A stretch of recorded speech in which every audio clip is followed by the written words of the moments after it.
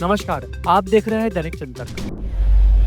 छत्तीसगढ़ में मंत्रिमंडल का विस्तार हो चुका है। 3 नए चेहरे सामने आ चुके हैं और दुर्ग से ओबीसी चेहरा गजेंद्र यादव मंत्री बनकर उभर चुके हैं। अब प्रथम बार नगर आगमन हुआ है और जिसके बाद उन्होंने कहा है कि जिस तरीके से स्कूली शिक्षा की जो हालत है उसे सुधारा जाएगा। एनसीईआरटी की जो बुक है उसे कड़ाई से स्कूलों में लागू कराया जाएगा ताकि जो प्राइवेट जो लेखक है जिनकी पुस्तकें बहुत महंगी मिलती है वो पब्लिक को सस्ती पड़ेगी और एनसीईआरटी की बुकों पर जोर दिया जाएगा। साथ ही जो स्कूल की जर्जर हालात है उसे सुधारा जाएगा और जिस तरीके से अमेरिका द्वारा टैरिफ लगातार थोपा जा रहा है भारत पे, तो लोकल फॉर वोकल जो कि उनका विभाग है ग्राम उद्योग उसके तहत आता है। तो जब ग्राम उद्योगों को जोर दिया जाएगा, ग्रामीण महिलाओं को उद्योग के लिए प्रेरित किया जाएगा, उन्हें सपोर्ट किया जाएगा, तब इन टैरिफों का कोई मतलब नहीं रह जाएगा। वहीं विधायक जो पूर्व विधायक है अरुण बोरा जी, उन्होंने भी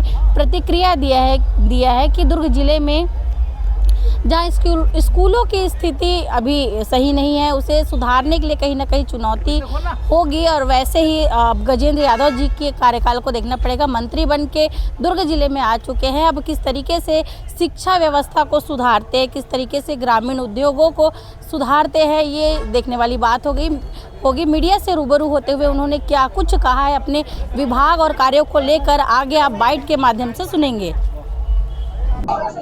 प्रदेश के अध्यक्ष माननीय किरण सिंह देव जी, क्षेत्रीय संगठन मंत्री श्री अजय जामवाल जी, राष्ट्रीय सह संगठन महामंत्री श्री शिव प्रकाश जी, माननीय पवन साय जी और सभी वरिष्ठ जनों का आभार व्यक्त करता हूं, जिन्होंने, आप सब जानते हैं, आपके बीच का मैं बहुत सामान्य घर का सामान्य बच्चा बालक, आज आप सबके आशीर्वाद से भारतीय जनता पार्टी मुझे टिकट दी, दुर्ग शहर की जनता ने मुझे जिताया और बहुत उम्मीद और विश्वास के साथ माननीय मुख्यमंत्री जी ने कल अपने मंत्रिमंडल में मुझे शामिल किया और स्कूल शिक्षा, ग्रामोद्योग, विधि विधायक जैसे महत्वपूर्ण विभाग का दायित्व तो मुझे दिया है। मैं माननीय मुख्यमंत्री जी जिस उम्मीद, जिस विश्वास के साथ ये नया दायित्व दिया है, मैं कोशिश करूंगा माननीय नरेंद्र मोदी जी की गारंटी, माननीय विष्णुदेव साय जी सुशासन के आधार पे छत्तीसगढ़ में हम अच्छा से अच्छा काम करने का प्रयास करेंगे। स्कूल शिक्षा विभाग, हम सब जानते हैं कि आदमी के जो मूलभूत जो आवश्यकता है उसमें शिक्षा बहुत महत्वपूर्ण होता है और स्कूल शिक्षा प्राथमिक, middle, high school, higher secondary, जो कि किसी भी बालक के लिए जीवन में बहुत आवश्यक होता है, उसका स्कूली जीवन कैसा हो, बेहतर श्रेष्ठ शिक्षा हो सके, श्रेष्ठ उनका जीवन हो सके, बौद्धिक, मानसिक, शारीरिक तीनों विकास हम उसमें कर सके बच्चों का, उसमें हम भरपूर ध्यान देंगे। शिक्षा विभाग में मैं कोशिश करूंगा अगर पढ़ाई ही प्राथमिकता में हो, अन्य गतिविधि बाद में हो, पहले प्राथमिक रूप से पढ़ाई में ध्यान दें, शिक्षा का गुणवत्ता बढ़े, उसमें मैं ध्यान दूंगा। साथ ही साथ ग्रामोद्योग विभाग के बारे में मैं कहना चाहता हूँ, पुराना अगर पारंपरिक हम देखें, पहले गांव में पारंपरिक व्यवसाय चलता था और वो पारंपरिक व्यवसाय से ही लोगों का जीवनोपार्जन चलता था, अर्थव्यवस्था वहीं चलती थी। माननीय Narendra Modi ji local for vocal जो चलाए और अभी हम सब देख रहे हैं विश्व में अमेरिका जो टैरिफ कार्ड लागू कर रहे हैं, कहीं कहीं भारत के ऊपर भी दबाव डाल रहा है, उसका सबसे अच्छा उपाय ये है हम अपने उत्पादों को ही बाजार में लाएं, उसका उपयोग करें, उपभोग करें। उस दिशा में ये ग्रामोद्योग एक बहुत बड़ा काम कर सकता है। ग्रामोद्योग विभाग में हम गाँव के स्थानीय युवाओं के, स्थानीय महिला समूह के, इन लोगों को प्राथमिकता देकर उनको काम भी दिलाएंगे, मार्केटिंग भी कराएंगे और उनको अलग अलग प्रकार के प्रशिक्षण हम उनको जीविकोपार्जन के लिए करेंगे। प्रधानमंत्री मोदी जी का सपना रहा है स्मार्ट क्लासेज जो तत्कालीन कांग्रेस की सरकार में खत्म होती दिखाई दी, उसको लेकर क्या प्रयास रहेगा? देखिए, आप सब जानते हैं जो माननीय नरेंद्र मोदी जी ने इस बार पूरे देश के बहुत बड़ी संख्या में स्कूलों को पीएम श्री स्कूल में घोषणा किया है। हमारे प्रदेश में जो पिछली सरकार में आत्मानंद के नाम से जो स्कूलें चलती थी, सारे स्कूलों को हमने पीएम श्री में लिया है पिछली गवर्नमेंट में डीएमएफ फंड के आधारित वो आत्मानंद स्कूल चलते थे, जिसके कारण कहीं ना कहीं उन टीचरों के वेतन, आहरण और अलग प्रकार के आर्थिक संकटों का सामना करना पड़ता था। माननीय नरेंद्र मोदी जी ने पीएम श्री जो घोषणा किया और माननीय विष्णुदेव साय जी ने सारे आत्मानंद को उसमें जोड़ा, उससे उन स्कूलों के अर्थव्यवस्था, भर्तियों में और अलग अलग प्रकार के संसाधनों में बल मिलेगा। साथ ही साथ ये कहना चाहता हूँ, पीएम श्री स्कूल के साथ साथ जो बाकी अन्य स्कूल है उनको भी बहुत अच्छा गुणवत्तापूर्ण शिक्षा का हम स्कूल बनाएंगे।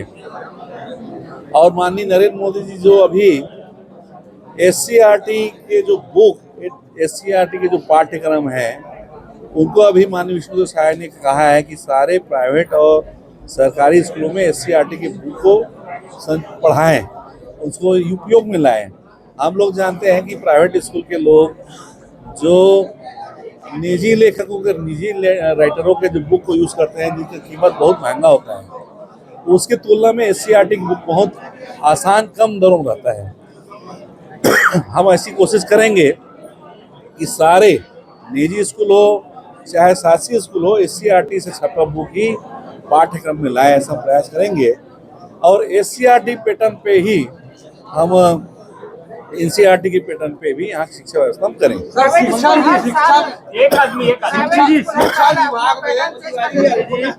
पिछले दिनों राज्य शासन ने स्कूलों का और शिक्षकों का युक्तियुक्तकरण के बाद कई स्कूलों में अभी भी शिक्षकों की कमी है। एक और चीज सामने आई इसमें कि सरकारी स्कूलों में बच्चों की दर, जैसे बड़े बड़े भवन हैं, बड़े बड़े बिल्डिंग बने हुए हैं, बड़ी बड़ी स्कूलें हैं, तो यहाँ इन स्कूलों में दर संख्या वापस लाने और शिक्षकों की भर्ती के लिए क्या प्रयास किए जाएंगे?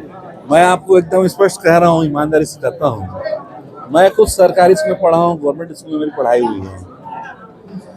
मैं चाहता हूँ जो पहले डॉक्टर रमन सरकार के 15 साल में ऐसी स्थिति आई थी कि लोग वापस सरकारी स्कूल की ओर जा रहे थे, बीच में जो 5 साल कांग्रेस गवर्नमेंट ने उटपुटांग जो नियम विरुद्ध जो ट्रांसफर किए, उसके कारण हमारे गांव के स्कूल खाली हो गए, जिसके कारण मजबूरीवश गांव का जो पालक है अपने बच्चों को प्राइवेट स्कूल की तरफ भेजा।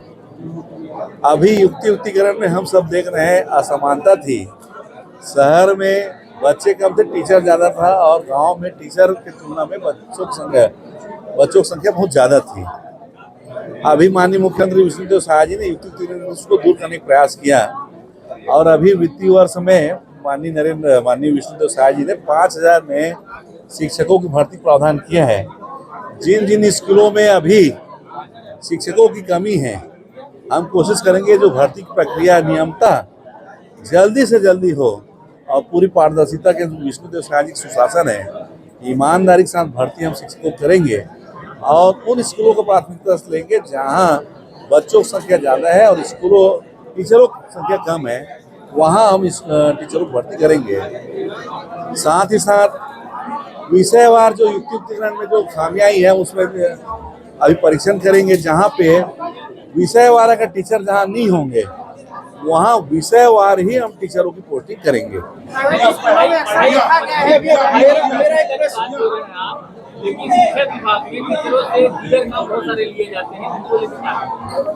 मैं बोल रहा हूँ, स्कूल, प्राथमिक स्कूल अक्षर ज्ञान का, मिडिल स्कूल माध्यमिक ज्ञान का, हाई स्कूल हायर एजुकेशन का पार्ट है। हमारा फोकस पड़ता उसमें रहेगा कि पढ़ाई कैसे अच्छा हो, दूसरे काम की बजाय हमारे बच्चे पढ़ाई में कैसे अपना ध्यान एकत्रित करें, उसमें हम ध्यान केंद्रित करें, उसमें काम करेंगे। प्राइवेट स्कूल के लिए क्या चेतावनी है? जो अतिरिक्त किताब का बोझ, अधिक मूल्य की किताब, ड्रेस के नाम पर पैसा जो धंधा खोल के रखे, उनके लिए क्या चेतावनी है? से बहुत ज्यादा चाहे माता पूरे माननीय विष्णुदेव साय जी ने घोषणा किया है कि एससीईआरटी बुक को ही जो संचालित करें, उसको कड़ाई से हम लागू करवाएंगे। मंत्रियों की संख्या जो चर्चा हुई है, उसको लेकर भूपेश बघेल ने कहा है कि क्या परमिशन दिया है मुख्यमंत्री और राज्यपाल ने, और अगर नहीं दिया है तो यह समझदारी है। मैं आपको बता रहा हूँ, यही माननीय भूपेश बघेल जी ने पूर्व में केंद्र सरकार को चिट्ठी लिखा था।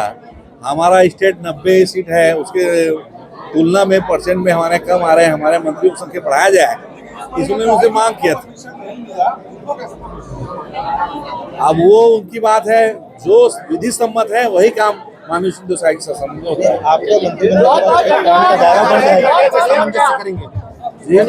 आपके मंत्री बनने के बाद काम का दायरा बढ़ जाएगा, क्षेत्र का दायरा बढ़ जाएगा, कैसे सामंजस्य करेंगे? आप सबके आशीर्वाद मार्गदर्शन से अच्छा काम करेंगे। आज आपका पहला जी, या 20 महीने बाद भाजपा में एक 3 मंत्री बने हैं, जिसमें से दुर्ग शहर से भी एक है। क्या कुछ मानते हैं, कैसे देखते हैं इसे? नहीं, बहुत ही खुशी की बात है कि दुर्ग को प्रतिनिधित्व दिया गया है। मैंने तो उन्हें बधाई दी है। और जो विभाग उनको मिला है शिक्षा का, स्कूली शिक्षा का, वो बहुत ही महत्वपूर्ण विभाग है। उसमें काम करने की अपार संभावना है, क्योंकि बच्चों के भविष्य का निर्माण होता है और बच्चों के भविष्य का निर्माण बहुत जिम्मेदारी से करना पड़ता है। मैं समझता हूं कि गजेंद्र यादव जी जिम्मेदारी का निर्वहन बहुत अच्छे ढंग से करेंगे और जिस तरीके से हमारा प्रदेश आगे बढ़ रहा है शिक्षा के क्षेत्र में, उसकी गति की, उसकी रफ्तार को आगे बढ़ाएंगे। शिक्षकों की काफ़ी कमी है इन दिनों, देख रहे होंगे लगातार आप लोग भी काफ़ी प्रदर्शन किए हैं स्कूल में, टीचर्स को कम करना है। स्कूलें भी बंद हो रही है, शिक्षकों की भी कमी है। इस दिशा में उनको पहल करना पड़ेगा, क्योंकि बच्चों का भविष्य अंधकार में न हो, इस बात का पूरा ध्यान रखना पड़ेगा। जब 20 महीने बाद अचानक से गजेंद्र को बनाना और कई सीनियर नेताओं को पीछे कर दिया गया है, जगह नहीं दी गई मंत्रिमंडल में, इसको कैसे देखते? देखिए, ये मुख्यमंत्री का विशेषाधिकार होता है, किसे बनाना है, कब बनाना है, कैसे बनाना है, तो इस पर मैं कोई टिप्पणी नहीं कर सकता। अच्छा, ये मानते हैं कि भाजपा हमेशा नए लोगों को मौका देती है, युवाओं को मौका देती है, लेकिन कांग्रेस में ये चीज़ नहीं हो पाता? नहीं, कांग्रेस भी मौका देती है। हम लोग सब कांग्रेस में नए थे तो सबको मौका मिलता है। मौका सबको मिलना चाहिए और कार्य करने की क्षमता सब में होती है। पहली बार में विधायक लड़के पहली बार में मंत्री बन गए।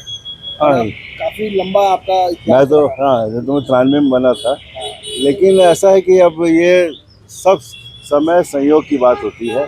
जैसा समय होता है, संयोग होता है, उस हिसाब से। लेकिन आज भी हम लोग उसी तरीके से काम कर रहे हैं, जैसा काम करना चाहिए। दुर्ग जिला और मजबूत होगा, दुर्ग जिले को मजबूत करना चाहिए। जिस तरीके से कांग्रेस के शासनकाल में यहाँ पर बड़े बड़े दुर्ग हमेशा से केंद्र की, भारत की राजनीति में दुर्ग जिला हमेशा केंद्र बिंदु रहा है। यहाँ से मोतीलाल वोरा जी रहे हैं और सभी पदों पर पहुँचे हमारे पिताजी, और चंदूलाल चंद्राकर जी भी रहे हैं। तो दुर्ग का अपना एक अलग महत्व है। तो दुर्ग की पहचान पूरे देश में है। तो यहाँ पर हमको जो भी काम करना पड़ेगा, बहुत सोच समझ कर, जिम्मेदारी से, ईमानदारी से। भाजपा ने ओबीसी ट्रम्प कार्ड खेला है दुर्ग से, 28 की तैयारी है, आपके लिए कहीं मुश्किल रहा तो नहीं हो जाएगी? देखिए, ये सब ऊपर वाले के हाथ में होता है, कोई किसी का कुछ नहीं कर सकता और सब समान है। कांग्रेस भी सबको समान अवसर देती है और हम तो लंबे समय से यहाँ पर काम कर रहे हैं। तो निश्चित रूप से जनता का प्यार, आशीर्वाद, मैं इतने वर्ष हो गए मेरे को, रॉबिन जी, लगभग आज 55 वर्ष हो गए, हम यहाँ राजनीति नहीं करते। दुर्ग हमारा परिवार है, हमारा घर है, हम परिवार के सदस्य हैं और दुर्ग के परिवार का सदस्य होने के नाते हमेशा मुझे आशीर्वाद मिलता है। गजेंद्र जी हर जगह बताते फिर रहे कि मैं रिकॉर्ड मत से वोरा जी को हराया। देखिए, चुनाव है ये, और किन परिस्थितियों में होता है, कौन क्या परिस्थितियाँ चुनाव के समय चलती है, परिस्थितियों का ही खेल है ये। और ऐसे मत इधर से उधर होते रहते हैं। मैं भी 22,000 वोट से जीता था। 3 साल बाद चुनाव है, क्या कुछ तैयारी कर रही कांग्रेस? देखिए, कांग्रेस की तैयारी सतत चलती रहती है और जहाँ तक मैं अपनी बात बताता हूँ, कांग्रेस पार्टी का मैं कार्यकर्ता हूँ और लंबे समय से मैं काम कर रहा हूँ। तो मैं सबके सुख दुख में और जहाँ समस्याएं होती है वहाँ पर मैं जाता हूँ, उसका निराकरण करता हूँ। तो हमारी तैयारी और कांग्रेस संगठन भी मजबूत है। धन्यवाद। आप देख रहे हैं दैनिक चिंतक। आगे की अपडेट के लिए बने रहे हमारे साथ। हमारे चैनल को लाइक, सब्सक्राइब और शेयर करना ना भूलें।